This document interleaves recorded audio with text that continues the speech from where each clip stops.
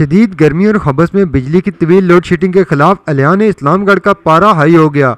इस्लामगढ़ चौक से main road को तमाम ट्रैफिक के लिए मुकम्मल तौर पर बंद करके शदीद एहतजाज किया गया। एहतजाजी मुजाहिरीन की जानिब से साबिक वज़ीर-ए-आज़म आज़ाद कश्मीर चौधरी अब्दुल मजीद की गाड़ी को भी गुजरने से रोक दिया गया। मिन्नतें समझते भी साबिक वज़ीर-ए-आज़म चौधरी अब्दुल मजीद की गाड़ी को वहाँ से निकाल ना सकी।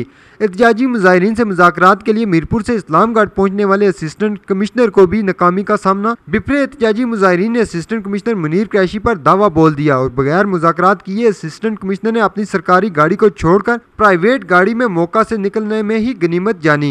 एहतजाजी मुजाहिरीन का कहना है कि शदीद गर्मी में बिजली की तवील फोर्स और शेड्यूल लोड शेडिंग किसी सूरत बर्दाश्त नहीं।